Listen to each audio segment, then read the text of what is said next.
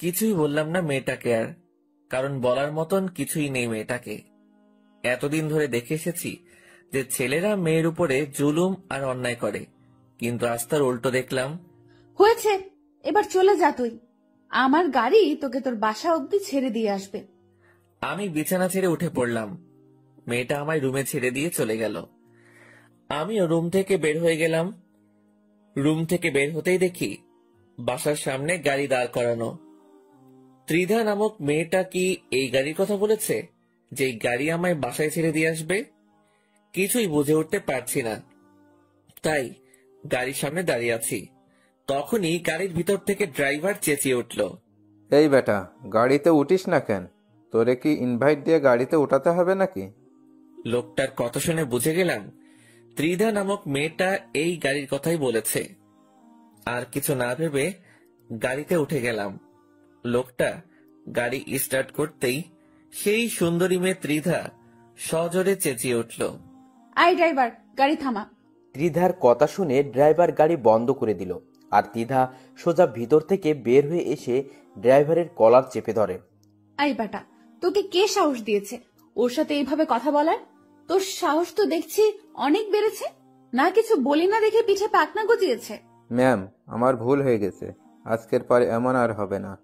আজকের মতো সাবধান করে দিলাম, পরের বার থেকে ওর সাথে যদি কোনো ধরনের বাজে ব্যবহার করিস তাহলে সোজা পিঠের চামড়া উঠিয়ে ফেলবো।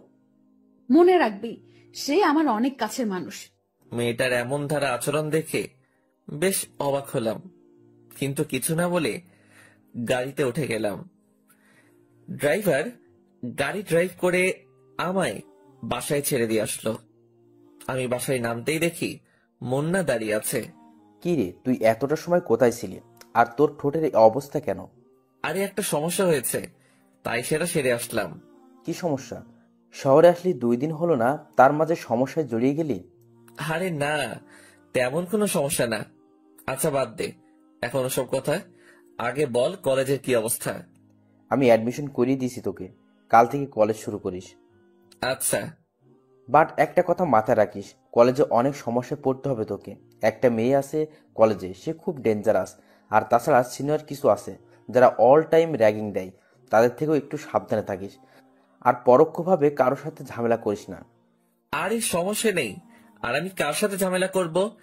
আমার পোশাক আশাক দেখলেই তো মানুষ আমার থেকে অনেক দূরে সরে যাবে। আমার মতন ছোট লোকের সাথে ওসব কেউ করবে না। আকাশ, তুই নিজেকে এতটা ছোট করিস কেন? হ্যাঁ, তুই কি মানুষ না নাকি? আর তাছাড়া তোর সাথে আজ 1 বছর ধরে পরিচয় আমার। আমি জানি তুই মনের দিক দিয়ে অনেক বড়। সো নিজেকে একদম ছোট করবি না। আচ্ছা ঠিক আছে। তারপর মুন্নার সাথে অনেকটা সময় বাসায় বসে আড্ডা দিলাম। তারপর সে চলে গেল। আর সবার তো মোটামুটি আইডিয়া হয়েই গিয়েছে যে আমি এই শহরে নতুন। তাহলে আসুন পরিচয়টা দিয়ে আর একটু ক্লিয়ার করে দেই। আমার নাম আকাশ মাহমুদ, অনার্স 2য় বর্ষে পড়াশোনা করছি। পরিবার বলতে কেউ নেই আমার, তবে মানুষের কাছে এটুকু শুনেছিলাম যে আমার মা আর বড় বোন নাকি বেঁচে আছে, তবে তারা কোথায় থাকে কেউ জানে না। তাদের কোনো ঠিকানাই কারোর কাছে নেই। আমি ছোট থেকে একজনের কাছে মানুষ হয়েছি। তিনি আমার মায়ের মতোই ছিলেন, কিন্তু কিছুদিন আগে তিনি মারা গিয়েছেন। তাই সেই শহর ছেড়ে এখানে চলে এসেছি, কারণ সেই শহরটা আমার জন্য যন্ত্রণাদায়ক হয়ে উঠেছিল। আর বাকি সমস্ত কিছু গল্পের সাথে থাকলেই জানতে পারবেন। সেদিনের মতন রাতটা কাটিয়ে দিলাম। পরের দিন সকালবেলা ঘুম থেকে উঠে মুন্নার অ্যাডমিশন নিয়ে দেওয়া কলেজে চলে গেলাম। যেতে যেতে মুন্নার সাথে যোগাযোগ করে নিয়েছি। সেও আমার সাথে একত্রে কলেজে যায়, কারণ সেও আমার ক্লাসমেট। মুন্না আর আমি কলেজের গেট দিয়ে ঢুকবো, ঠিক তখনই কয়েকজন ছেলে এসে মুন্নাকে ধাক্কা দিয়ে ফেলে দেয়। এই ছেলে, তাড়াতাড়ি এখান থেকে চলে যা। কলেজে নতুন মুরগি এসেছে, তাই তাকে র্যাগিং দিব। আর তুই যাতে কোনো রিয়াক্ট না করিস, তাই আগ থেকেই পানিশমেন্ট দিয়ে দিলাম। ছেলেগুলোর কথা শুনে মুন্না সেখান থেকে চলে গেল। মুন্না যেতেই ছেলেগুলো আকাশকে ঘিরে ধরলো। কি রে ছোট লোকের বংশধর, তুই এই কলেজে চান্স পেলি কি করে রে? তোর জামা কাপড়ও তো আমাদের মতো অতটা হাই কোয়ালিটির না। আমি চুপচাপ নিচের দিকে তাকিয়ে দাঁড়িয়ে আছি। কিরে, তোর কথা কানে যাচ্ছে না? হ্যাঁ, কথার জবাব দে। আকাশ কোনো কথা না বলায় ঠাস করে আকাশের গালের মধ্যে চড় বসে দেয় সেই ছেলেটা। আকাশ থাপ্পড় খেয়েও চুপ, সে গালে হাত দিয়ে দাঁড়িয়ে আছে। যাক, সম্মান দিতে জানিস তাহলে। কথা না বলায় একটা থাপ্পড় মেরেছি, কথা বললে আরো কয়েকটা খেতি। চুপচাপ থাকায় একটাই থাপ্পড় মারলাম। তবে তুই এই কলেজে আসায় আমাদের একদিকে লাভ হয়েছে, কারণ আমরা একজন পার্সোনাল কাজের ছেলে পেয়ে গেছি। তোকে যখন তখন কাজে লাগাতে পারবো। এই কি বলিস তোরা? হ্যাঁ দোস্ত, তুই ঠিক বলেছিস। এই শোন, আজ থেকে তুই আমাদের কর্মচারী। আমাদের জন্য সব সময় নাস্তা পানি আনা নেয়া তুই এই করবি। আর এখন শোন, আমার পা অনেক ব্যথা করছে, পাগুলো টিপে দে দেখি। ছেলেগুলোর কথা শুনে মেজাজটা চরম লেভেলের খারাপ হচ্ছে, কিন্তু কিছুই করার নেই। র্যাগিং করতে বাধা দিলে আরো সমস্যা করবে, তাই চুপচাপ ওদের কথা মেনে নিলাম। ছেলেটার পা টিপে দেওয়ার জন্য মন স্থির করলাম। ঠিক তখনই কয়েকটা মেয়ে এসে ছেলেগুলোকে বলল, এই যে শোনেন ভাইয়ারা, আপনারা ওকে কোনো ধরনের র্যাগিং দিবেন না, কারণ সে ত্রিধার অনেক কাছের লোক। ত্রিধার কাছের লোক হলে আমরা কি করব? মুরগি হাতে পেয়েছি, তাকে র্যাগিং না দিয়ে থামবো না? আর তাছাড়াও এই ছোট লোক ত্রিধার কাছের মানুষ হয় কি করে? আমরা এইসব বানোয়াট কথা বিশ্বাস করি না। ত্রিধা এসে যদি এই কথা বলে যে সে তার কাছের লোক, তাহলে আমরা তাকে ছেড়ে দিব। আচ্ছা, আমরা ত্রিধাকে বলছি। মেয়েগুলো গিয়ে তিধাকে বলে। একটু পর তিধা ছেলেপিলেগুলোর কাছে আসে। আই, তোদের সমস্যা কি রে? কোনো সমস্যা নেই আমাদের, আমরা নতুন মুরগি পেয়েছি তাই র্যাগিং দিচ্ছি। তোদেরকে একবার বললাম যে হয়নি, যে সে আমার কাছের লোক। মানে কি ত্রিধা, এই ছোট লোক তোমার কাছের কেউ? এই কথা যেন কোনো মতেই বিশ্বাস করতে পারছি না। তোদের বিশ্বাস হচ্ছে না তো? দাঁড়া, তোদের বিশ্বাস করাচ্ছি। তিধা আকাশের কাছে এসে ওকে জড়িয়ে ধরে সবার সামনে তার ঠোঁটের মধ্যে কিস বসিয়ে দেয়। এই দৃশ্য দেখে পুরো কলেজ হাঁ করে তাকিয়ে আছে আকাশ আর তিধার দিকে। পুরো কলেজের সকলকেই তাক লাগিয়ে দিয়েছে তিধার এমন কর্মকাণ্ড। সবার চোখ জোড়া কপালে উঠে গেছে তিধার আচরণে। কিছুক্ষণ পর তিধা আকাশকে ছেড়ে দেয়। কিরে, এবার বিশ্বাস হলো তো? তিধার প্রশ্নের উত্তর দেওয়ার পরিস্থিতিতে যেন কেউ নেই, সবাই হতভম্ব হয়ে দাঁড়িয়ে আছে। কিরে, সবার মুখের বুলি কোথায় গেল? ত্রিধা, কি করে সম্ভব এমনটা? কি করে সম্ভব সেটা তো নিজের চোখেই দেখলি, তাহলে এবার ছাগলের মতো চেঁচাচ্ছিস কেন? তিধার কথা শুনে সবাই চুপচাপ হয়ে যায়, কারণ তিধার মুখের উপরে কথা বলবে এমন কারোর বুকের পাটা হয় নাই। আয় ছেলে, চল তুই আমার সাথে। তিধা আকাশের হাত ধরে টানতে টানতে একটা জায়গায় নিয়ে গিয়ে বসায়। আকাশ চুপচাপ বসে আছে। শোন, কলেজে সবাই জেনে গেছে যে তোর উপরে ত্রিধা হক জমিয়েছে। আজকের পর আর কেউ সাহস করবে না তোর সাথে বেয়াদবি করার। আর তোর গাল লাল হয়ে আছে কেন? তার মানে কি সেই ছেলেগুলো তোকে র্যাগিং দিয়েছে? আমি চুপচাপ দাঁড়িয়ে আছি, কোনো কথা না বলে। জলদি কথার আনসার না পেলে চরম রাগ উঠে আমার। প্রথমবারের মতন মাফ করে দিলাম, সো এবার বল যে সেই ছেলেগুলো কি তোকে র্যাগিং করেছে? না, র্যাগিং করেনি, কারণ র্যাগিং করার আগেই আপনার মানুষ চলে আসে। তবে থাপ্পড় মেরেছে তারা আমায়। খুব লেগেছে তাই না তোর? তুই টেনশন নিস না, ওদের কি হাল করে সেটা খালি তুই দেখতে থাক। আচ্ছা শোন, চোখটা অফ কর একটু। মেয়েটার কথা শুনে বুঝতে পারছি না যে কি করতে চাইছে সে, তবে মেয়েটার কথা মতন চোখ বন্ধ করে ফেললাম। আর সে আমার গাল দুহাত দিয়ে ধরে অনেক কয়টা চুমু এঁকে দিল গালের মধ্যে। হয়েছে, এবার যন্ত্রণা কমে যাবে তোর। আর তুই এখন সোজা ক্লাসে চলে যা, আমি কিছু সময় পরেই আসছি। ত্রিধার কথা মতন ক্লাসে চলে গেলাম। মনের মধ্যে এক ধরনের তুফান বইছে। কি চায় ত্রিধা আমার কাছে? কেন সে আমার সাথে এমন অদ্ভুত আচরণ করে? হাজারটা প্রশ্ন ঘুরপাক খাচ্ছে ভিতরে, কিন্তু এর কোনো উত্তরই যেন মনে হয় আমি পাবো না। তারপর ক্লাসে চলে গেলাম। স্যার এবং ক্লাসের সকলের সাথে পরিচিত হয়ে নিলাম। সবাই আমার দিকে চোখ পাকিয়ে তাকিয়ে আছে আমার ড্রেস আপ দেখে। আমি লজ্জায় মাথা নুইয়ে রেখেছি। স্যার ক্লাস করতে শুরু করেছে। আজ কলেজের প্রথম দিন, কেমন যেন বেখাপ্পা লাগছে সবকিছু। তবে আশা করি সেটা সময়ের সাথে সাথে চলে যাবে। মুন্না আমার পাশেই বসেছে। সে কিছুক্ষণ পর পর আমার দিকে চোখ পাকিয়ে তাকাচ্ছে, হয়তো কিছু বলতে চায়, কিন্তু স্যার ক্লাস নেওয়ার কথা বলতে পারছে না। আমি সেই দিকে ভ্রুক্ষেপ না করে ক্লাসে মন দিলাম। কিছু সময় ক্লাস করার পর হুট করে সেই মেয়েটা আমাদের ক্লাসে আসে। সেই মেয়েটা বলতে ত্রিধা আর কি। তারপর সে এসে স্যারকে বলে, স্যার, আমার কিছু কথা বলার আছে সবার উদ্দেশ্যে। হ্যাঁ ত্রিধা বলো। সবাইকে উদ্দেশ্য করে বলতেছি। এই সেকশনে একটা নতুন ছেলে এসেছে, যার নাম হলো আকাশ।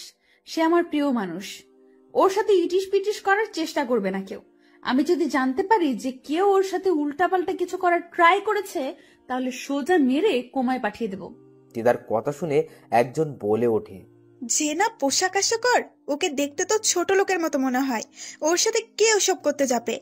মেয়েটার কথা শুনে তিধার চরম পর্যায়ে রাগ উঠে যায়। সে সোজা এসে মেয়েটার গালে ঠাস ঠাস করে কয়েকটা থাপ্পড় লাগিয়ে দেয়। আইনে নিজেকে কি মনে করিস? হ্যাঁ, তার পোশাক আশাক তোদের মতো নামি দামি না দেখে কি সে মানুষ না? নাকি তোরা টাকার গরমে আসমানে চলাফেরা করছিস? কোনটা? তিধার ধমকে মেয়েটা চুপ হয়ে যায়। কিরে, কথা বলছিস না কেন? আমার ভুল হয়ে গেছে। এবারের মতন মাফ করে দিলাম। সবাইকে আবারও বলছি, সে যেমনই হোক না কেন, সে আমার প্রিয় বান্দা। ওর দিকে কেউ আঙুল তুললেও তার আঙুল আমি ভেঙে দিব। আর তোমরা সবাই ওর দেখাশোনা করবে, কারণ আমি এই সেকশনের স্টুডেন্ট না। তাই ওর দেখাশোনা করতে একটু সমস্যা হবে, তাই তোমাদের দায়িত্ব দিয়ে গেলাম। সবাই ওকে দেখে রাখবা। আয় চলে শোন, ক্লাস শেষে আমি কলেজের গেটে অপেক্ষা করব। তুই বাসায় যাওয়ার আগে একবার আমার সাথে দেখা করে যাবি। তো বন্ধুরা, এতক্ষণ ধরে গল্পটি শুনেছ। গল্পটি তোমাদের কাছে কেমন লাগছে? যদি গল্পটি ভালো লেগে থাকে এবং এ ধরনের গল্প আরো শুনতে পছন্দ করো, তাহলে এক্ষুনি নিচে থাকা সাবস্ক্রাইব বাটনটি টিপে আমাদের পরিবারের একজন সদস্য হয়ে যাও এবং গল্পটি কন্টিনিউ করো। আর হ্যাঁ, একটি সুন্দর কমেন্ট করতে কিন্তু ভুলবে না। তিধা সবার উপরে তার হুকুমত চালিয়ে চলে গেল। এদিকে ক্লাসের সবাই এবং স্যার সহ টাসকি খেয়ে আছে তিধার কথায়। কারোর মুখে কোনো সাউন্ড নাই, আর সাউন্ড করবেই কি করে? তিধার কথায় পুরো ক্যাম্পাস চলে। তিধার কাছে কলেজের সিনিয়ররাও র্যাগিং খায়। ক্লাসরুমটা পুরো নিস্তব্ধ হয়ে গেছে মুহূর্তের মধ্যে। স্যার ক্লাসের পরিবেশ ফিরিয়ে আনতে লেকচার দেওয়া শুরু করে। সবাই স্যারের লেকচার শোনায় মন দেয়। দেখতে দেখতে অনেক কয়টা স্যার এসে এসে ক্লাস শেষ করিয়ে গেল। ছুটির ঘন্টা বাজিয়ে দিয়েছে। সবাই টেবিল থেকে নিজের ব্যাগ উঠিয়ে কাঁধে নিয়ে নিল। তারপর যে যার মতন চলে যেতে শুরু করলো। আচ্ছা আকাশ, একটা কথা বলতো, দ্বিধা তোকে নিয়ে কি শুরু করেছে? আর কিসের প্রিয় মানুষ দাবি করেছে তোকে? সে তো আমি নিজেও জানি না কোথাকার প্রিয় মানুষ, কোনখানের প্রিয় মানুষ। তুই যদি নাই জানিস, তাহলে ক্লাসরুমে এসে এভাবে সবাইকে শাসিয়ে গেল কেন? আরে মুন্না, সত্যি আমি কিছু জানি না। আচ্ছা, না জানলে আর কি করার, চল এবার বাড়ি চলে যাই। মুন্না, তোর কি মনে নেই যে সে আমায় ক্লাস শেষ করে দেখা করতে বলেছে? ও হ্যাঁ, যা গিয়ে দেখা করে আয়। আচ্ছা, আমি গিয়ে দেখা করে আসছি, তুই একটু দাঁড়া। মুন্নাকে দাঁড় করিয়ে রেখে ত্রিধার কাছে চলে গেলাম। কলেজের মোট দুটো গেট, একটা দিয়ে আমরা বের হব, আরেকটা দিয়ে সেই সুন্দরী ত্রিধা নামক মেয়েটা বসে আছে। ত্রিধার কাছে যেতেই বড় ধরনের একটা শক খেলাম।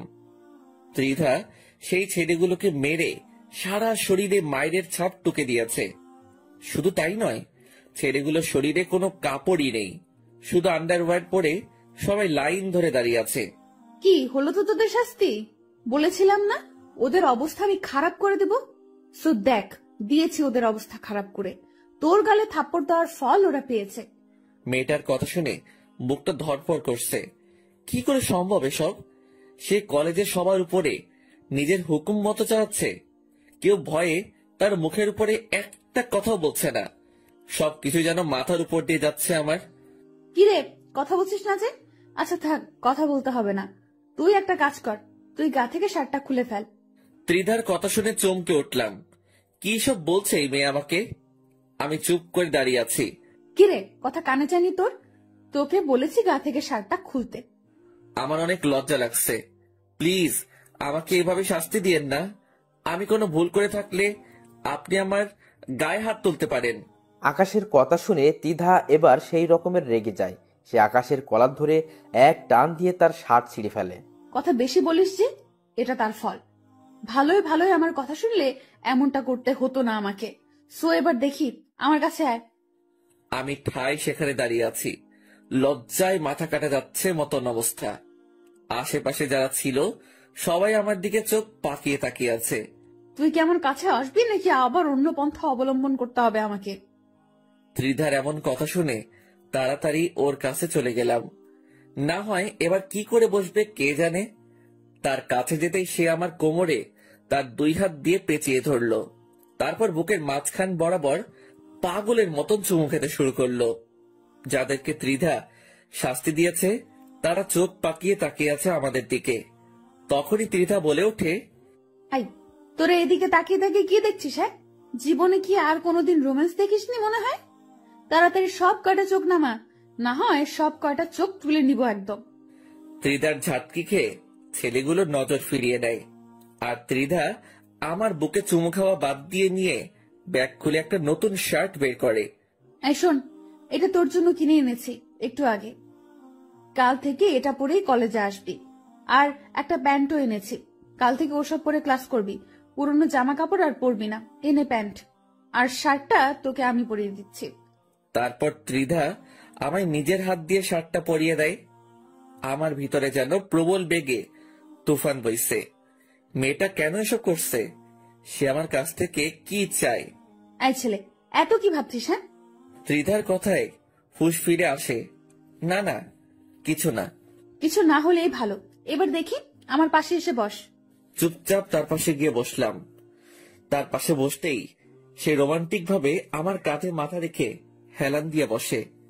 মেয়েটার আচরণ দেখে আমি যেন কোনো এক শূন্য মহাশয়ে ভাসছি, যেখানে কোনো কিছুর অস্তিত্ব নেই, যেখানে আছে শুধু এই মেয়ের আশ্চর্যজনক ভালোবাসা।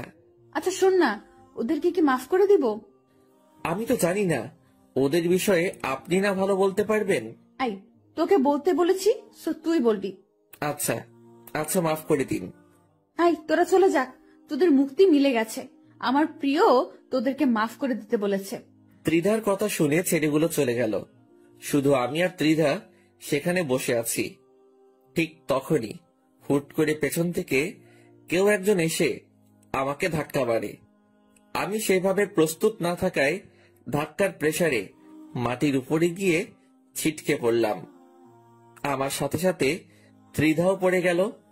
মাটি থেকে উঠে ঘাড় ঘুরে পিছনে তাকাতেই অবাক হয়ে গেলাম, কারণ যে আমায় ধাক্কা দিয়েছে সে আর কেউ না, সে হলো মুন্না।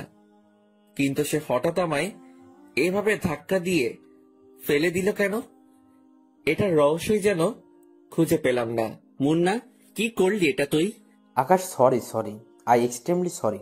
বিশ্বাস কর, আমি ভেবেছিলাম যে তুই আমায় না জানিয়ে অন্য কারের সাথে ইটিস পিটিস করছিস, কিন্তু আমি জানতাম না যে এটা আমাদের কলেজের সেই লিডার মেয়ে।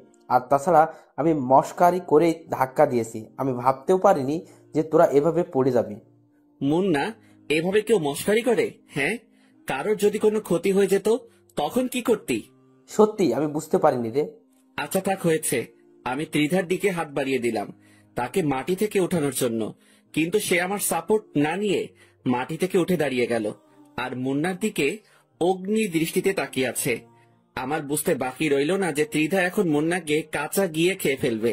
ত্রিধা হুট করে দৌড়ে গিয়ে পাশে পড়ে থাকা একটা কাঠের টুকরো নিয়ে আসলো। তারপর সে তেড়ে ফুড়ে মুন্নার দিকে এগিয়ে যায়। এই জানোয়ারের বাচ্চা, তুই কোন সাহসে এসে ধাক্কা দিয়েছিস আমাদেরকে? আমার ভুল হয়ে গেছে, প্লিজ আমায় মাফ করে দিন। তোর মাফের গুষ্টি মার।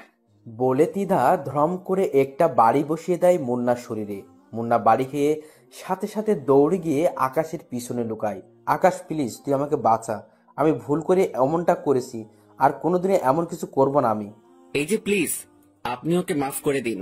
সে বুঝতে পারে নাই, না বুঝে এমনটা করেছে। এই ছেলে চুপ একদম। ওকে আজকে আমি জন্মের শিক্ষা দিয়ে ছাড়বো, আর তুই সরে যা ওর সামনে থেকে, না হয় কিন্তু তোকেও মেরে হাড়গোড় ভেঙে ফেলবো। প্লিজ আপনি শান্ত হন। এই, তোর শান্তর গুষ্টি মারি। রাখ তোর শান্ত তোর কাছে। ত্রিধা আজকে পুরোপুরি খেপে গিয়েছে। সে দৌড়ে গিয়ে মুন্নাকে আবার মারতে শুরু করে। আকাশ যে তাকে বাধা দিচ্ছে সেটাতেও সে মানছে না। সে মুন্নাকে মারতে মারতে মাটিতে ফেলে দেয়। ত্রিধার এমন রাগ দেখে আকাশের বুঝতে বাকি নেই যে আজ খারাপ কিছু ঘটবে। না, মেয়েটাকে থামানো দরকার, কিন্তু কি করে থামাবো তাকে? মাথায় যেন কিছুই কাজ করছে না, মাথায় পুরো চকলা পেকে গেছে। তৎক্ষণাৎ আর কিছু না পেয়ে ত্রিধাকে পেছন থেকে গিয়ে ঝাপটে জড়িয়ে ধরলাম। 2 হাত দিয়ে তাকে পেঁচিয়ে নিয়ে শক্ত করে জড়িয়ে ধরেছি। মেয়েটার সারা শরীর আগুনের মতন হিট হয়ে আছে। এই ছেলে, তুই আমাকে ছেড়ে দে। ওকে না খেলালে আজকে শান্তি আমার লাগবে না। না, আমি আপনাকে ছাড়বো না। প্লিজ, আপনি আগে শান্ত হন। মেয়েটাকে নিজের শরীরের সমস্ত শক্তি দিয়ে জড়িয়ে ধরেছি, কিন্তু সে আমার থেকে ছাড়া পাওয়ার আপ্রাণ চেষ্টা করছে। কিন্তু আমি তো তাকে ছাড়বো না। তবে সেও নাছোড়বান্দা, সেও তার কাজ চালিয়ে যাচ্ছে। শেষমেশ আর কিছু না পেয়ে ত্রিধার ঠোঁট জোড়ায় নিজের ঠোঁট বসিয়ে দিলাম। এবার সে শান্ত হয়ে গেল। অন্যদিকে মুন্নাকে হাত দিয়ে ইশারা করে চলে যেতে বলতেছি। সে আমার ইশারা মতন সেখান থেকে চলে যায়। এদিকে ত্রিধা পুরো পাগল হয়ে গিয়েছে। তার মাথা থেকে মায়ের ভূত তো নেমেছে, কিন্তু আরেকটা ভূত চেপে ধরেছে তাকে। তাকে আমি অনেকক্ষণ যাবৎ ছাড়ার চেষ্টা করছি, কিন্তু সে আমার ঠোঁট জোড়া নিজের আয়ত্তে নিয়ে রেখেছে। তার থেকে কোনোভাবেই নিজেকে ছাড়াতে পারছি না। সে আমার ঠোঁটের অবস্থা 12টা বাজিয়ে দিয়েছে। সে হুট করেই আমার ঠোঁটের মধ্যে নিজের দাঁত বসিয়ে দিয়ে পরে ছেড়ে দেয়।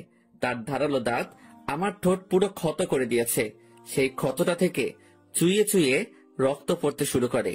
আমি অবাক চোখে ত্রিধার দিকে তাকিয়ে আছি। এই ছেলে, এইভাবে তাকিয়ে থেকে কোনো লাভ নেই। সবে মাত্র তোর ঠোঁটে স্পর্শ করেছি, এখনো তোর সারা শরীর বাকি আছে। ধীরে ধীরে তোর সারা শরীরে স্পর্শ করব আমি। তোর সারা শরীর আমার, শুধু তোর শরীর না, পুরো তুইটাই আমার। আচ্ছা শোন, এখন বাসায় চলে যা তুই। আমার একটা কাজ আছে, আমি সেটা সেরে বাসায় যাব। আমি সেখান থেকে সোজা বাসায় চলে আসলাম। মনে মনে খালি একটা কথাই বাড়ি খাচ্ছে, এই মেয়েটা কি কোনো ভ্যাম্পায়ার নাকি? না, হয়তো এমনটা কেন করে সে?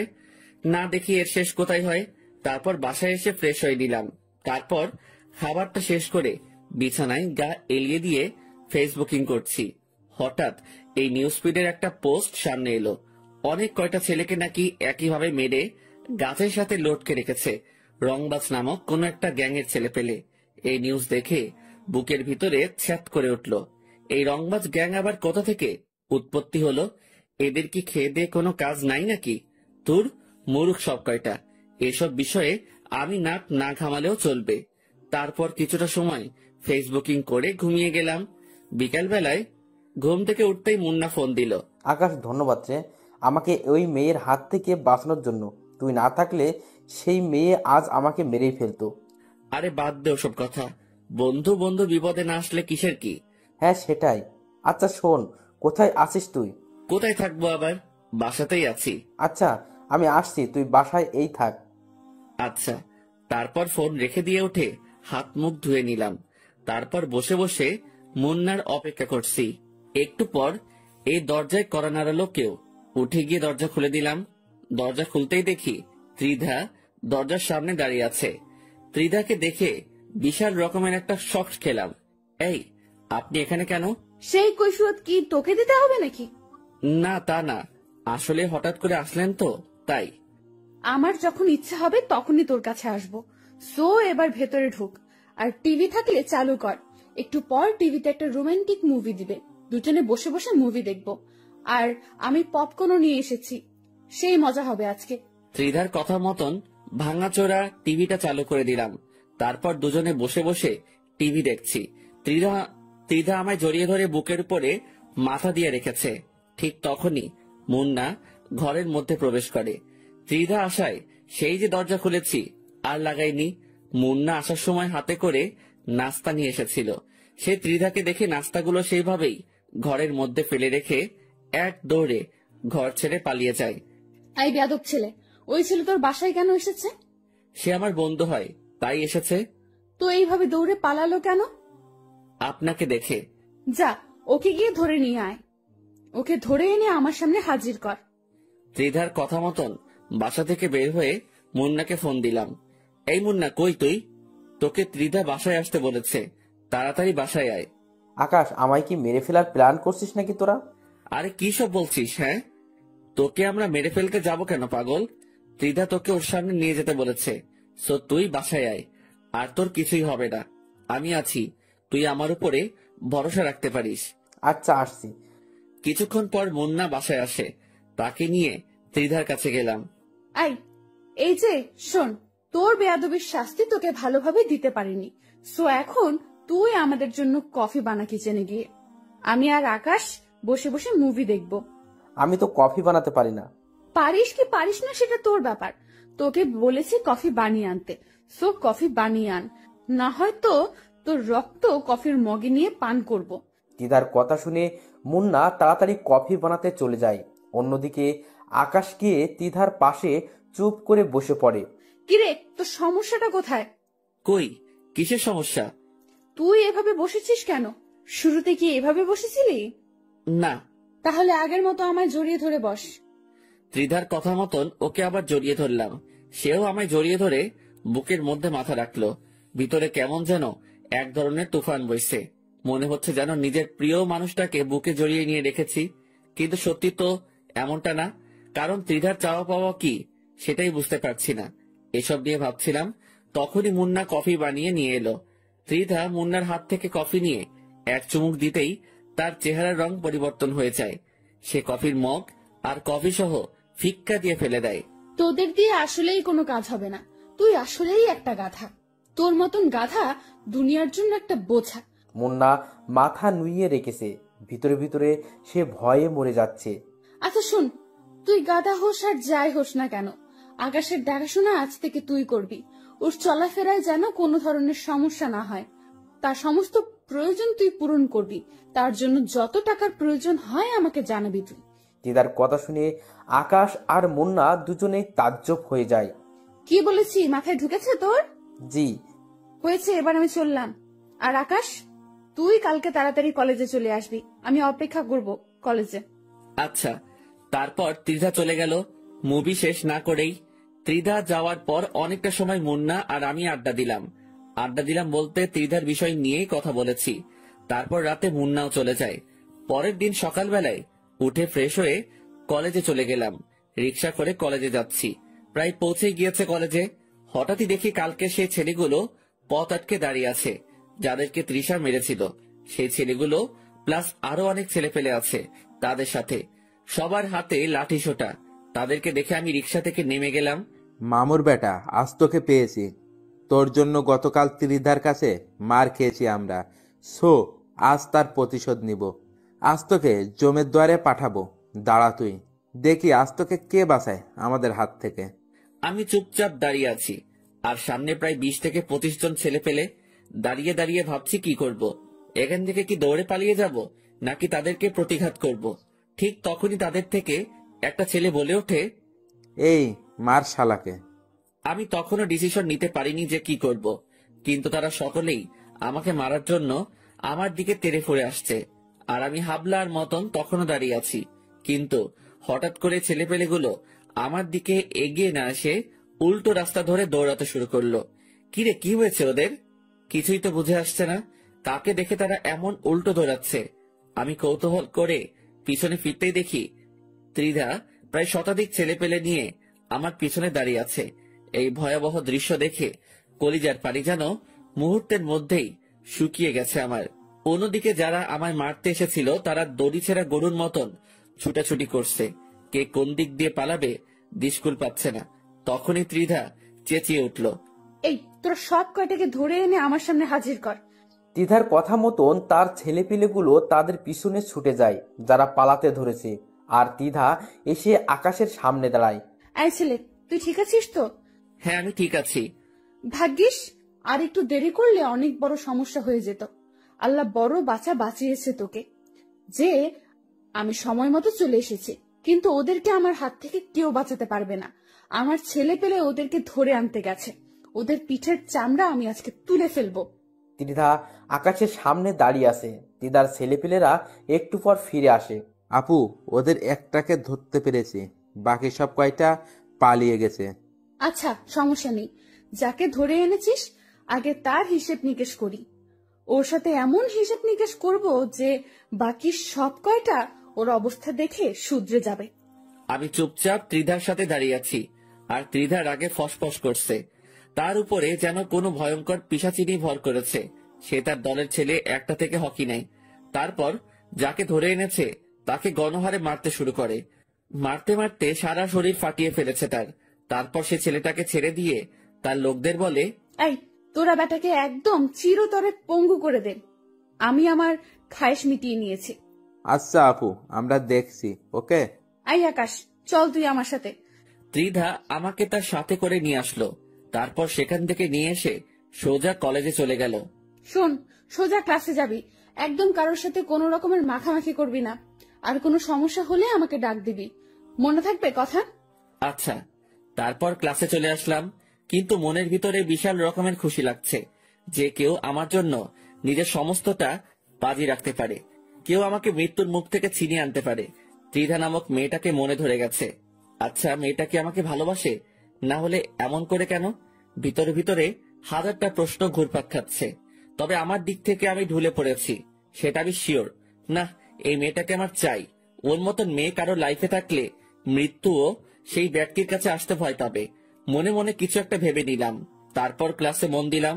স্যার লেকচার দিচ্ছে, কিন্তু আমার মন অন্যদিকে। দেখতে দেখতে ক্লাস শেষ হয়ে গেল। আজ মুন্না ক্লাসে আসেনি। আমি চুপচাপ ক্লাস শেষ করে বের হয়ে গেলাম। ক্লাস থেকে বের হতেই দেখি ত্রিধা অনেক কয়েকজন মেয়ের সাথে গেটের সামনে বসে আছে। সে আমাকে দেখতে পেয়েই ডাক দিল, আয় আকাশ, এদিকে আয়। আমি সোজা চলে গেলাম তার কাছে, গিয়ে তার পাশে চুপচাপ বসে পড়লাম। সে আমায় ব্যাগ থেকে পানির বোতল বের করে দিল। নে, এটা খা, অনেক সময় তো ক্লাস করে এসেছিস। আমি ভদ্র ছেলের মতন পানির বোতলটা হাতে নিয়ে গটগট করে সবটা খেয়ে ফেললাম। ত্রিধার সাথে মেয়েগুলো আমার দিকে তাকিয়ে আছে। আয় ছেলে, তুই এতগুলো পানি খেলি কোন কারণে? নাস্তাগুলো খাবি কি করে এখন? আমি চুপচাপ মেয়েটার দিকে তাকিয়ে আছি। এইভাবে তাকিয়ে লাভ নেই। পানি খেয়েছিস তো খেয়েছিস, নাস্তা শেষ করার আগে যদি উঠেছিস তাহলে সোজা খবর করে দেব। নে খা, হা কর এবার। আমি তাজ্জব হয়ে গেলাম মেয়েটার কথায়। হা করে তাকিয়ে আছি মেয়েটার দিকে। সত্যি, মেয়েটাকে যত দেখছি ততই অবাক হচ্ছি। কি রে, কথা কানে যায়নি তোর? কি বলেছি আমি? আমি তাড়াতাড়ি হা করলাম। সে ব্যাগ থেকে নাস্তা বের করে নিজের হাতে খাওয়াতে শুরু করলো। এদিকে আমার ভিতরে ভালোবাসার জোয়ার বয়ে চলেছে। ইস, মেয়েটা কি রকম কেয়ার করে আমার। সে নিজের হাতেই সবটুকু খাবার আমাকে খাইয়েছে।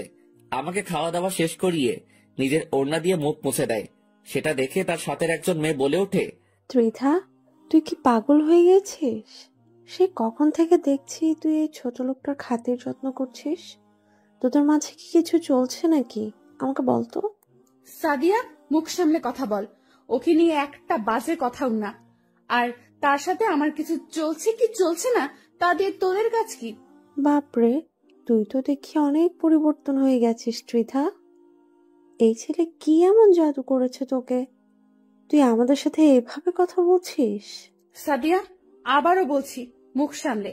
আর তোরা এখন যা এখান থেকে, ওর সাথে আমার কিছু কাজ আছে। ওকে, ঠিক আছে, চলে যাচ্ছি। কিন্তু মনে রাখিস, এই ছেলে তোর মান ইজ্জত ডুবাবে। সেটা সে সময় দেখা যাবে, এখন তোরা যা তো। আমি ত্রিধার ব্যবহার দেখে হা করে তাকিয়ে আছি তার দিকে। যেই মেয়ের এত পাওয়ার, সেই মেয়ে আমার মতন একটা ছেঁচড়ার পিছনে ঘুরছে। শুধু তাই নয়, সেই মেয়ে আমার জন্য তার ফ্রেন্ডদেরও পিছু দিতে দুবার ভাবেনি। তার মানে কি মেয়েটা সত্যি আমাকে ভালোবাসে, না এটার পিছনে কোনো ধরনের চক্র চলছে? কে জানে। না, এটা যাচাই বাছাই আমাকে করতেই হবে। আই ছেলে, কোথায় হারিয়ে গেলি তুই? না, কোথায় হারাবো? দেখি, আর একটু কাছে এসে বস, আমি একটু নেশা করব। মেয়েটার কথার আগামাথা কিছু বুঝলাম না, তবে আমি তার সামনে গিয়ে বসেছি। সে হুট করেই ঠোঁট জোড়ায় স্পর্শ করে বসে। মেয়েটার এমন ধারা কাজ দেখে বুঝতে বাকি রইল না যে সে এটাকেই নেশা বলেছে। মেয়েটা চুমু খেয়ে চলেছে, কিন্তু আজ আমিও চুপ নেই। আমিও আজ তার সাথে সাড়া দিচ্ছি। এতদিন সে আমায় প্রেসার দিয়ে আমার ঠোঁটে স্পর্শ করেছে, কিন্তু আমি কোনো সাড়া দেইনি। কিন্তু আজ কেন জানি তার উল্টো করলাম। আজ তার মোহে পড়ে গেছি। পাগলের মতন চুমু খাচ্ছি দুজন দুজনকে, কিন্তু হুট করে সে আমাকে ধাক্কা দিয়ে সরিয়ে দিল। আই ছেলে, বাসায় চলে যা তুই। না, আমি যাব না। যাবি না মানে? আমি আপনাকে জড়িয়ে ধরবো। কি পাগল হয়ে গেছিস মনে হয়? না, আমার মতন মাথায় সিট তরুণ নড়ে গেছে। সে যাই হবে হোক, আমি জড়িয়ে ধরবো।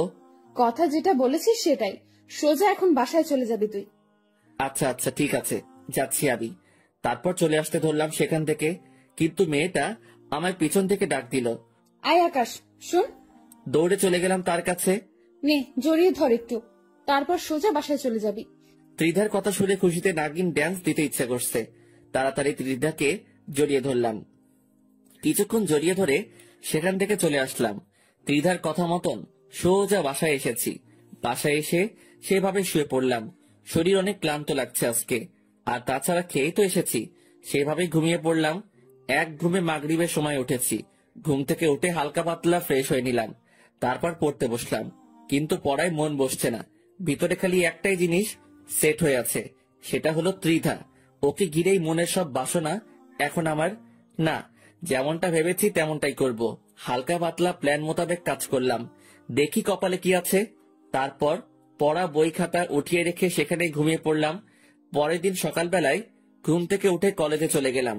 গিয়ে দেখি মুন্না গেটের সামনে দাঁড়িয়ে আছে, কিন্তু ত্রিধাকে কোথাও দেখলাম না। হয়তো এখনো আসেনি।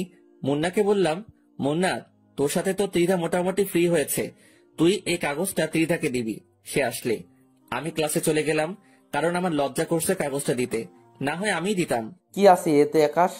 আরে তেমন কিছু না, তুই খালি এটা ওর হাতে দিলেই হবে। দেখিস উল্টোপাল্টা কিছু হলে কিন্তু পরে আমাকে কেলাবে। আরে না, কিছুই হবে না, সে একটু পরেই আসবে। তুই এটা দিয়ে সোজা ক্লাসে চলে আসবি, আমি ক্লাসে আছি। মুন্নার হাতে কাগজটা দিয়ে ক্লাসে চলে গেলাম। অনেকটা সময় ধরে ক্লাসের ভিতরে অপেক্ষা করছি, কিন্তু মুন্না আসছে না।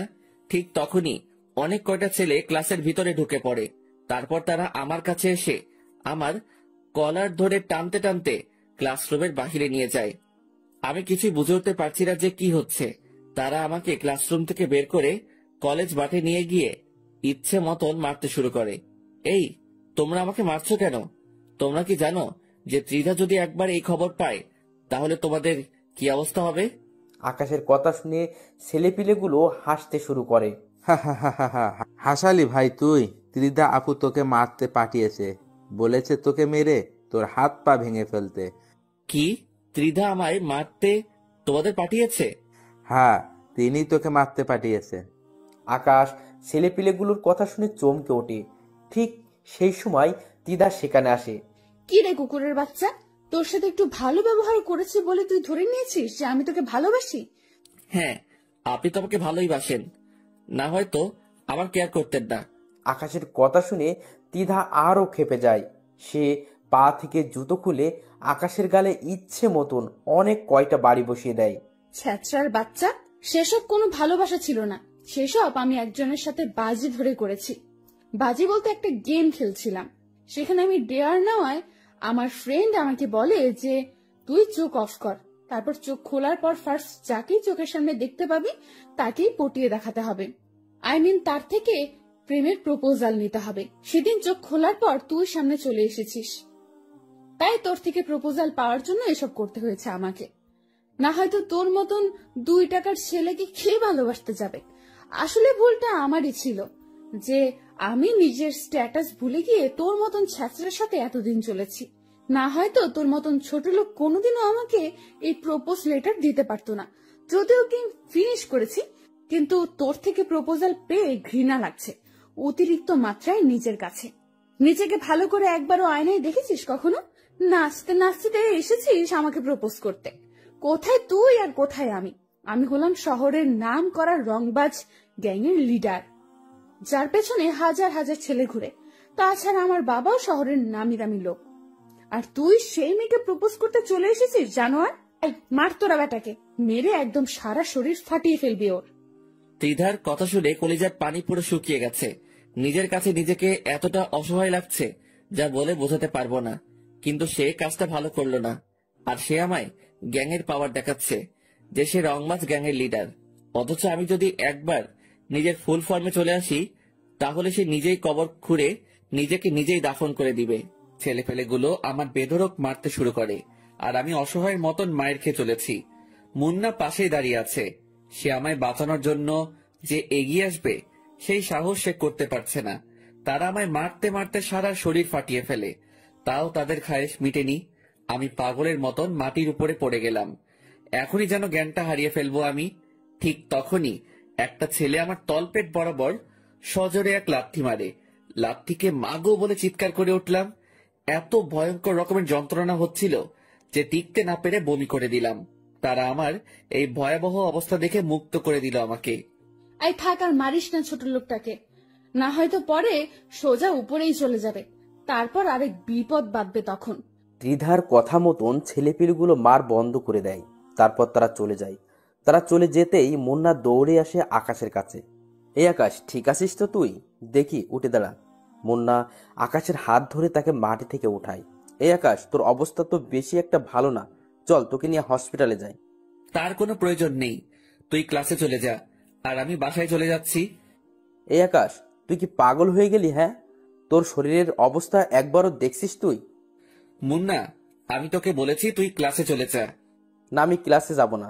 আমি এখান থেকে তোকে নিয়ে সোজা হসপিটালে যাব। এই মুন্না, তোকে আমি বলেছি হসপিটালে যেতে, তুই তারপরেও আমার মুখের উপরে কথা বলছিস কোন সাহসে? খুব জোর চেঁচিয়ে বলে। মুন্না আকাশের ভয়ঙ্কর চেহারা দেখে ভয় পেয়ে যায়। আচ্ছা আচ্ছা, আমি ক্লাসে যাচ্ছি, কিন্তু প্লিজ তুই সোজা গাড়ি নিয়ে বাসায় চলে যা। হ্যাঁ, আমি বাসায় চলে যাব, তুই এখন ক্লাসে যা। আচ্ছা, চললাম। মুন্না ক্লাসে চলে গেল, আর আমি সেখান থেকে চলে আসলাম। মাথা যেন চরকির মতন ঘুরপাক খাচ্ছে। সচ্ছলভাবে হাঁটার শক্তিটাও হারিয়ে ফেলেছি, কিন্তু তাও আমি নিজের জোরে কলেজ থেকে বেরিয়ে গেলাম। কারণ এত পরিমাণ লজ্জা লাগছে নিজের কাছে, যা বলে বোঝাতে পারবো না। তারা যখন আমায় মেরেছে তখন পুরো কলেজ আমার দিকে চোখ পাকিয়ে তাকিয়েছিল। আজকের পর পুরো কলেজ আমায় বাঁকা চোখে দেখবে। সবার চোখে কালার হয়ে গেলাম এই যাত্রায়। রাস্তা দিয়ে হাঁটছি আর এসব কথা ভাবছি, কিন্তু হঠাৎ এই মাথাটা বিশাল রকমের চক্কর দিয়ে উঠল। আমার সমস্ত দুনিয়াদারি ঘুরতে শুরু করলো। চোখে যেন আর কিছুই দেখতে পাচ্ছি না। হুট করেই মাথায় হাত দিয়ে রাস্তার মাঝে বসে পড়লাম। ঠিক তখনই কোথা থেকে যেন অল্প বয়সী একটা মেয়ে দৌড়ে আসে আমার দিকে। এই যে, কি হয়েছে আপনার? আর আপনার সারা শরীরে এইসব কিসের দাগ? আমার মাথা অনেক ঘুরছে আর এসব চোট পেয়ে হয়েছে। দেখি চলুন আপনি আমার সাথে, পাশেই আমার বাসা, সেখানে কিছুটা সময় রেস্ট নিয়ে বাসায় চলে যাবেন না হয়। ইস, কতখানি লেগেছে আপনার। মেয়েটার কথা শুনে ভিতরটা ফেটে যাচ্ছে, কারণ সেও মেয়ে আর ত্রিধাও একটা মেয়ে। এই মেয়ে আর ত্রিধার ভিতরে আকাশ পাতাল ব্যবধান। কেউ মেরে মানুষের ভিতরটাকে জখম করে দিচ্ছে, আর কেউ সে মানুষটাকে বাঁচানোর জন্য হাই হতাশ করছে। মেয়েটা আমায় ধরে ধরে তার বাসায় নিয়ে গেল, তারপর আমায় রুমের মাঝে নিয়ে গিয়ে সোফায় বসিয়ে দিল। পরে সে ভিতরে গেল। এদিকে আমার যন্ত্রণা আরো বেড়ে গেছে, আর টিকে থাকতে পারলাম না। সেইভাবেই জ্ঞান হারিয়ে ফেললাম। 3 দিন পর জ্ঞান ফিরে এসেছে। জ্ঞান ফিরে আসতেই দেখি আমি বিছানার উপরে শুয়ে আছি, আর পাশে সেই মেয়েটা আরেকজন মহিলা বসে আছেন। সম্ভবত মেয়েটার মা উনি। এখন কেমন লাগছে বাবা তোমার? জি ভালো। আজ 3 দিন পর তোমার জ্ঞান ফিরেছে। এই 3 দিনে কতটা টেনশন হচ্ছিল জানো? কি 3 দিন পর আমার জ্ঞান ফিরেছে মানে? হ্যাঁ বাবা, আমার মেয়ে তোমার বাসায় নিয়ে আনার পর। তো বন্ধুরা, এতক্ষণ ধরে গল্পটি শুনেছ। গল্পটি তোমাদের কাছে কেমন লাগছে? যদি গল্পটি ভালো লেগে থাকে এবং এ ধরনের গল্প আরো শুনতে পছন্দ করো, তাহলে এক্ষুনি নিচে থাকা সাবস্ক্রাইব বাটনটি টিপে আমাদের পরিবারের একজন সদস্য হয়ে যাও এবং গল্পটি কন্টিনিউ করো। আর হ্যাঁ, একটি সুন্দর কমেন্ট করতে কিন্তু ভুলবে না। এই তুমি জ্ঞান হারিয়ে ফেলেছো, আর আজ এই তোমার জ্ঞান ফিরেছে। মহিলাটার কথা শুনে চোখ কপালে উঠে গেল। আজ 3 দিন আমি অচেতন। কি থেকে কি হচ্ছে এসব? আচ্ছা বাবা, তোমার এমন অবস্থা কি করে হলো? আসলে কি বলবো, লজ্জার কথা, তবু বলছি। আমি একজনকে ভালোবাসতাম, কিন্তু সে আমার সাথে গেম খেলেছে। তার এই গেম সম্পর্কে আমার ধারণা ছিল না। যখন আমি তাকে নিজের ভালোবাসার ইজহার করি, তখন সে লোক দিয়ে আমায় বেধড়ক পিটুনি দিয়েছে। মানুষের মনুষ্যত্ব বলতে কি কোনো কিছুই নেই নাকি? আসলে দুনিয়াটা আজ খারাপ মানুষদের দখলে। এই যে আমার মেয়েটাকে দেখেছো? তার বাবাকেও আমি ভালোবেসে বিয়ে করেছিলাম, কিন্তু সে আমার পুরো দমে মেরে দিয়েছে। পরিশেষে না পেরে তাকে ছেড়ে দিয়ে চলে এসেছি। কিন্তু মানুষটা নাকি কিছুদিন আগে মৃত্যু হয়েছে। তার মৃত্যুর খবর শুনে আমার বিন্দু পরিমাণ আফসোস হয়নি, কারণ সে তার পাপের ফল পেয়েছে। বাবা, তুমি চিন্তা করিও না। যে তোমার সাথে খারাপ আচরণ করেছে সেও সঠিক সময়ে তার শাস্তিটা পেয়ে যাবে। হয়তোবা পাবে। আচ্ছা বাবা, তোমার বাসা কোথায়? আর কে কে আছেন তোমার বাসায়? আমার বাসা এই শহরেই, একাই থাকি এই শহরে। আর পরিবার বলতে কেউ নেই, আমি একাই পরিবারের সদস্য। তবে হ্যাঁ, একজন আমায় ছোট থেকে লালন পালন করেছে, কিন্তু তিনি মারা গিয়েছেন কিছুদিন আগে। আগে অন্য শহরে ছিলাম, কিন্তু তিনি মারা যাওয়ার পর এই শহরে চলে আসি। এখানকার একটা কলেজে অ্যাডমিশন নিয়েছে। ইসরে, অনেক কষ্ট হয় চলতে তোমার, তাই না? না আন্টি, তেমন কিছুই না। আচ্ছা, এবার আমার যাওয়া উচিত, কারণ এমনিতেই অনেক ঝামেলায় ফেলে দিয়েছে আপনাদেরকে। এই ছেলে, একদম নড়বে না বিছানা থেকে। কিসের কষ্ট? হ্যাঁ, তুমি আমার ছেলেরই মতো। সো কোথাও যাবে না এখন তুমি। যতদিন তুমি সুস্থ হবে না ততদিন তুমি এখানেই থাকবে। মা বয়সী মানুষটার কথা শুনে হা করে তাকিয়ে আছি। দুনিয়ায় সত্যি ভালো মানুষ আছে। আচ্ছা শোনো, আমি কিছু খাবার এনে দিচ্ছি, তুমি সেগুলো খেয়ে নাও, কারণ আজ 3 দিন ধরে তুমি না খাওয়া। তিনি আমার জন্য খাবার আনতে চলে গেলেন, আর তিনার মেয়েটা আমার পাশে বসে আছে। আচ্ছা, আপনি মনে হয় মানুষটাকে অনেক ভালোবাসতেন, তাই না? হ্যাঁ। সত্যি মানুষটা অনেক বেশি কষ্ট পাবে এই ব্যবহারের জন্য। অবশ্যই সে বুঝবে একদিন। এইভাবেই কয়েকটা দিন কেটে গেল বাড়ির মানুষগুলোর সাথে। মানুষগুলো সত্যি অনেক ভালো। আমায় সুস্থ করার জন্য তারা আপ্রাণ চেষ্টা করেছে। আজ একটু সুস্থতা অনুভব করছি। সেসব কিছুর ক্রেডিটই এই দুটো মানুষের। এসবের মাঝে আমার ফোনটা কোথায় যেন হারিয়ে ফেলেছি। ঠিক তখনই আন্টির মেয়ে এসে আমায় ফোনটা দিল হাতের মধ্যে। আপনি এই ফোনটা পেলেন কোথায়? আপনাকে বাসায় এনেছিলাম যেই দিন, সেদিন আপনার পকেট থেকে ফোনটা সোফায় পড়ে যায়। পরে আমি সেটা সামলে রাখি। ধন্যবাদ।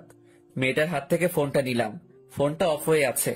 পাওয়ার বাটন ক্লিক করে ফোনটা ওপেন করলাম। ফোন ওপেন করতেই দেখি মুন্নার প্রায় 2 শতাধিক কল। এটা দেখে মাথায় আবার চক্কর দিয়ে উঠল। আচ্ছা এই যে শোনেন, আমার না একটু বের হতে হবে, কারণ আমার ফ্রেন্ড আমায় না পেয়ে হতাশ হয়ে আছে। আচ্ছা, আমি আম্মুকে বলছি। মেয়েটা গিয়ে তার আম্মুকে বলল তার মা আকাশের কাছে আসে। এই ছেলে, কোথায় যাবে তুমি? আমার একটু কলেজে যেতে হবে, কারণ আমার ফ্রেন্ড অনেক চিন্তা করছে আমার জন্য। আচ্ছা ঠিক আছে, কিন্তু কলেজ থেকে সোজা আবার এখানে ফিরে আসবে। আর তুমি যাওয়ার সময় সাথে করে তিন্নিকে নিয়ে যাবে, কারণ তোমার অবস্থা ভালো না। তিন্নি সেই মেয়েটার নাম যে আকাশকে তার বাসায় এনেছে। আচ্ছা। তারপর তিন্নিকে সাথে নিয়ে কলেজে চলে গেলাম, আর মুন্নার নাম্বারে মেসেজ করে বললাম কলেজ মাঠে আসতে। যদিও সে এখন কলেজে থাকবে, কারণ এখন কলেজ টাইম। কলেজে গিয়ে অপেক্ষা করতে লাগলাম মুন্নার জন্য। একটু পর মুন্না ক্লাসরুম ছেড়ে বের হয়ে আসলো। এই আকাশ, এতদিন কোথায় হাওয়া হয়ে গেছিলি তুই? তোর বাসায় গিয়ে খোঁজ করে এসেছি, কিন্তু তোর কোনো খোঁজ পাইনি। আর তাছাড়া নাম্বারে তো কতবার কল দিয়েছি তা আল্লাহ জানে। আরে ছিলাম এক জায়গায়। আচ্ছা বাদ দে এখন ওসব কথা। কি খবর বল? হ্যাঁ আছি কোনো রকম। তোর কি অবস্থা? আর তোর পাশে কি উনি? আমি ভালো আছি, আর সে হবে একজন। ছাড় ওনার কথা, চল কোথায় গিয়ে বসে কথা বলি। তারপর মুন্না আর আমরা সহ কলেজের গন্ডিতেই একটা বড় গাছ আছে, সেটার নিচে গিয়ে বসলাম। তারপর সেখানে বসে অনেকটা সময় কথাবার্তা বললাম। আচ্ছা থাক মুন্না, তুই আজকের মতন চলে যাই। কালকে থেকে আবার কলেজ রানিং করব। আচ্ছা ঠিক আছে। মুন্নাকে বিদায় দিয়ে আমি আর তিন্নি চলে আসতে ধরলাম।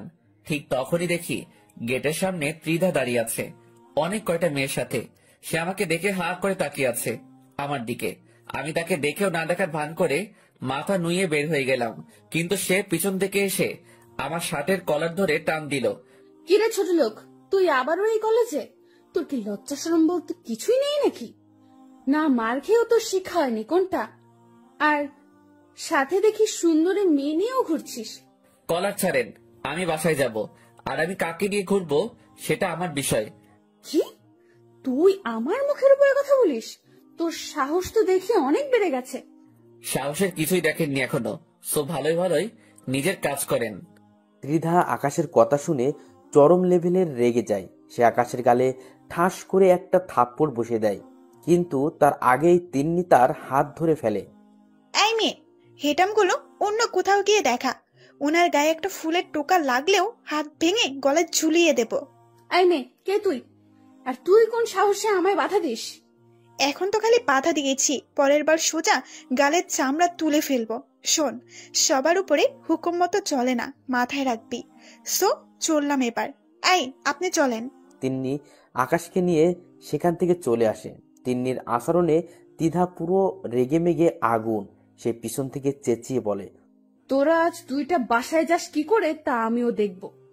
একবার তো ছোট লোক তোকে মেরেছি, এবার আবার মার খাবি তুই।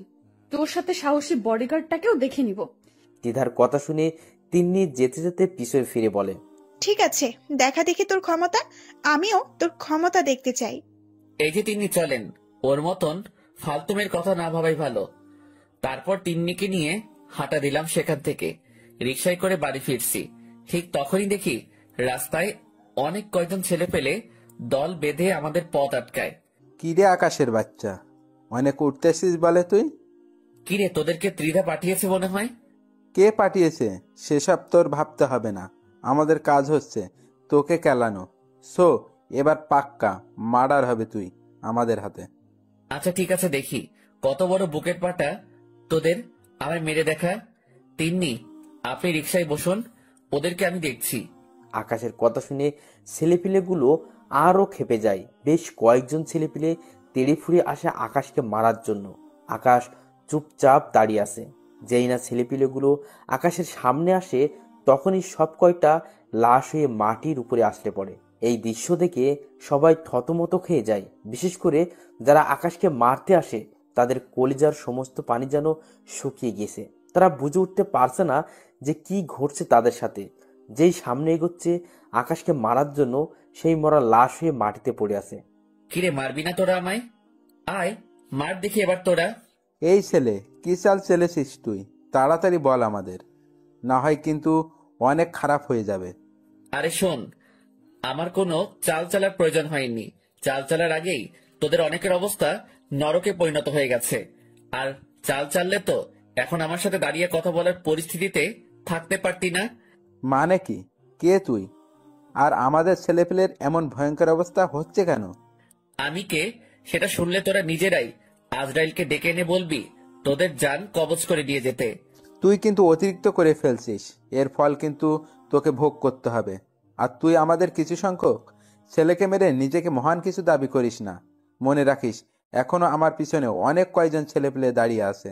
আরে পাগলা, তুই আমাকে ছেলে পেলে পাওয়ার দেখাচ্ছিস না? চুপ করে আছি দেখে পেয়ে বসেছিস কোনটা? যেমনটা ভাবিস তুই, কিন্তু এটা পাকাপোক্তভাবে লিখে রাখ যে আজ আমার ছেলেপেলের হাতেই তোর মৃত্যু হবে। আচ্ছা ঠিক আছে, সে না হয় তুই মারিস আমাকে, কিন্তু একবার ভালো করে নিজের পিছনে তাকিয়ে দেখতো। আকাশের কথার মতন ছেলেটা পিছনে ফেরে, কিন্তু সে পিছনে ফিরতেই তার নজর সেদিকে আটকে যায়। কারণ সে দেখতে পায় যে তার ছেলেপেলের পিছনে বিশাল একটা রাক্ষসের দল দাঁড়িয়ে আছে। সব কয়টার হাতে মেশিন, যেই মেশিন তারা বাপের জন্মেও চোখে দেখেনি। কিরে, কিছু দেখতে পেলি? আকাশের কথা শুনে ছেলেটা জায়গায় দাঁড়িয়ে থরথর করে কাঁপতে শুরু করে। ভাই, কে তুই? আর দানবের মতো ছেলেপেলে গুলো কে? আগেই তো বললাম যে আমি কে সেটা জানলে নিজেই ইনভাইট দিবি আজরাইলকে। আর দানবের মতন ছেলেপেলেগুলোর কথা বলছিস তো, ওরা তোদের রক্ত চুষতে এসেছে। এবার দেখি পালিয়ে যাস কোথায় তোরা সব কয়টা। আকাশের কথা শুনে ছেলেফেলেগুলোর কাঁপুনি ছুটে যায়। সবাই যেন নিজের চোখের সামনে মৃত্যুকে দেখতে পাচ্ছে। ত্রিধা, তুই পাওয়ার ভুল মানুষের সাথে এসে দেখিয়েছিস। তোর আগে মানুষ যাচাই করে নেওয়া উচিত ছিল, কিন্তু তা তুই করিসনি। পোশাক দেখেই মানুষকে বিবেচনা করেছিস তুই। সেটার ফল এবার তোকে ভোগ করতে হবে। কিন্তু তোকে আমি আরো কিছুটা দিন সময় দিব ওড়ার জন্য, কারণ এখনো তোর প্রতারণার ঘোর কেটে উঠতে পারিনি। সেটা কেটে উঠি, তারপর তোর সাথে আমার খেলা হবে। আর এই, তোরা এদের সব কয়টাকে উপরে পাঠিয়ে দে, আমার কাজ আছে, আমি চললাম। এই তিন্নি চলেন। আমি আর তিন্নি হাঁটা দিলাম। তিন্নি আমার দিকে চোখ পাকিয়ে পাকিয়ে তাকাচ্ছে। অন্যদিকে আমার ছেলে পেলে তাদের খেল শুরু করে দিয়েছে। কিন্তু হুট করেই যে ছেলেটা এতটা সময় আমার সাথে কথা বলেছে, সে এসে আমার পায়ের উপরে হুমড়ি খেয়ে পড়ে। ভাই, আমাকে মাফ করে দিন। সত্যি আমি জানি না যে আপনি কে আর কি আপনার পরিচয়। তবে এটা বলতে পারি যে আমি অনেক বড় ভুল করে ফেলেছি আপনাকে মারতে এসে। প্লিজ ভাই, আপনার পা ধরে কুড়ো জোরে ক্ষমা চাচ্ছি। আল্লাহর ওয়াস্তে আমাদেরকে মাফ করে দিন। কেন এখন কেন? তোরা না আমায় মারতে চেয়েছিলি, কিন্তু এখন কেন পা ধরে মাপ চাইছিস? ভাই, আমরা আপনাকে চিনতে পারিনি। আমি শিওর যে আপনি অনেক বড় মাপের কেউ হবেন, না হয়তো আপনার জন্য এত মানুষ কখনোই আসতো না। আর তাছাড়াও যারা এসেছে তাদেরকে দেখে মানুষ বলে মনে হচ্ছে না, তাদেরকে দেখেই মনে হচ্ছে যেন তারা কোনো বনের হিংস্র হায়েনা।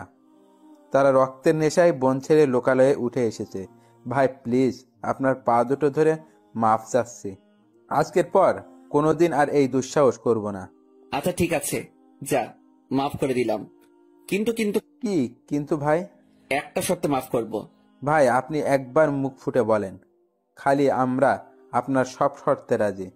তুই এখন ত্রিধাকে ফোন দিয়ে বলবি যে আকাশকে শেষ করে দেওয়া আমাদের সাহসে কুলোয়নি।